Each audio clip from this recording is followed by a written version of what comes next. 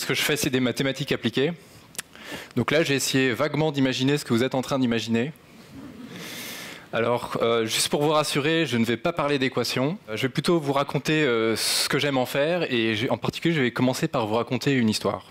Alors, il y a environ 1 million d'années, on considère que la domestication du feu est un vrai tournant dans l'histoire des humains. Le feu, ça permet de cuire les aliments, ça permet aussi de se chauffer. Donc en pratique, le feu, c'est un vrai incrément dans la santé et dans le confort de vie.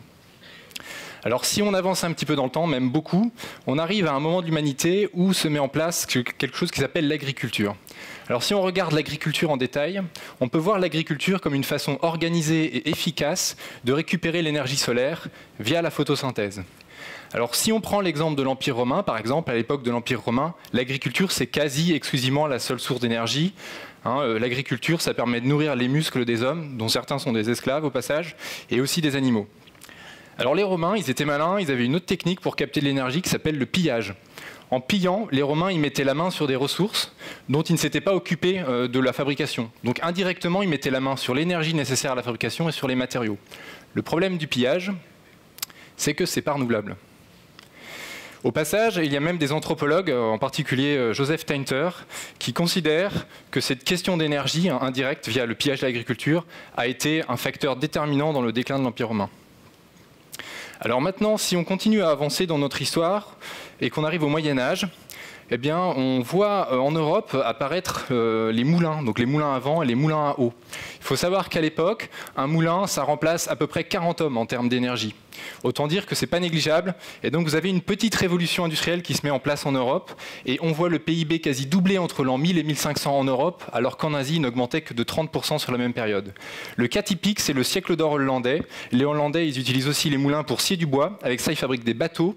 Comme ils ont une bonne agriculture et un moyen efficace de chauffage via la tourbe, ils peuvent se permettre d'entretenir des villes dont les habitants peuvent s'occuper de commerce.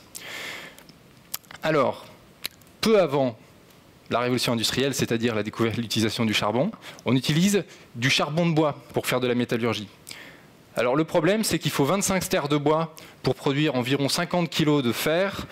À ce rythme-là, on peut imaginer qu'une charbonnière déboise une forêt sur un rayon de 1 km en 40 jours. Alors ça ne pose pas de problème tout pendant que le défrichage est utile à l'agriculture, mais arrive vite une limite, et à partir de cette limite, on part en quête d'un nouveau combustible. C'est à ce moment-là que le charbon intervient dans l'histoire. Le charbon, ça a permis en fait à la métallurgie d'avoir un véritable essor, et c'est précisément cet essor-là qui a mis en place de nouveaux outils comme le train ou le train à vapeur ou le bateau. Au sortir de la Seconde Guerre mondiale, l'exploitation quasi exponentielle du pétrole met une quantité d'énergie incroyable à disposition des sociétés industrialisées. Si on prend le cas de l'Europe, on amorce une période qui s'appelle les 30 Glorieuses. Les 30 Glorieuses, c'est à peu près 30 ans de croissance du PIB de 5% tous les ans. On voit aussi en Europe la société de consommation arriver, et puis la voiture individuelle. Alors curieusement, cet élan-là, il s'arrête dans les années 70, au moment des chocs pétroliers, et c'est aussi à ce moment-là qu'on voit apparaître la dette et le chômage. Des économistes se sont intéressés entre le lien qu'il peut y avoir entre la consommation d'énergie primaire et l'augmentation du PIB. Et donc, des économistes, en particulier Gaël Giraud, se sont rendus compte que sur les 50 dernières années, dans les pays de l'OCDE, ce lien est extrêmement fort et qu'une causalité s'opère dans le sens consommation d'énergie, PIB. Si vous prenez le cas de la crise des subprimes en 2008, qui est désormais bien connu puisqu'on en souffre toujours, vous pouvez observer que peu avant cette crise-là, il y a eu un choc pétrolier sans précédent où le baril a atteint quasi 150 $. Les économistes estiment, ces économistes-là estiment que si le rôle de l'énergie a été minimisé jusqu'à présent, c'est parce que le prix de l'énergie ne représente pas son utilité. Avec une canette de pétrole, vous faites bouger une voiture sur 5 km et ça coûte moins cher qu'une canette de soda au distributeur. Donc finalement, la diversification massive des activités des humains, elle a été rendue possible parce qu'on a réussi à augmenter la productivité du travail, permettant aux humains de passer du temps à autre chose qu'à produire de la nourriture, des vêtements ou des abris. L'augmentation de cette productivité, elle est due à l'utilisation de machines.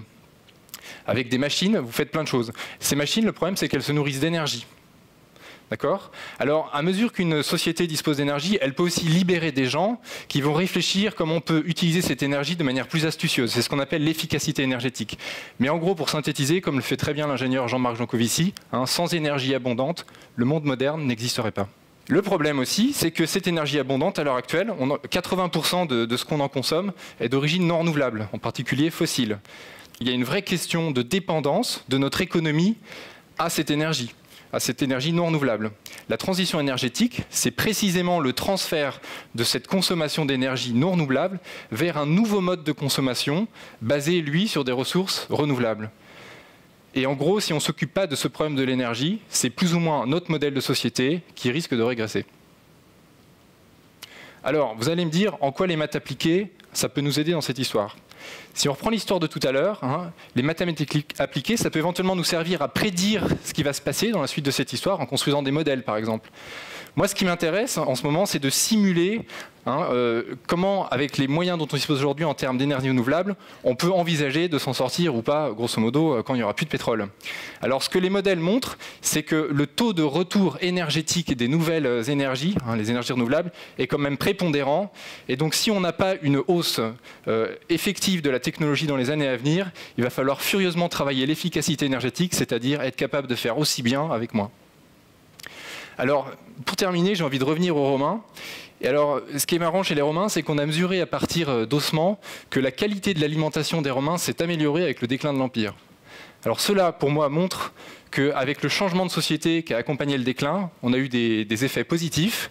Et pour la transition énergétique, quel que soit l'enjeu que ça représente, je suis persuadé que ce sera la même chose. Merci.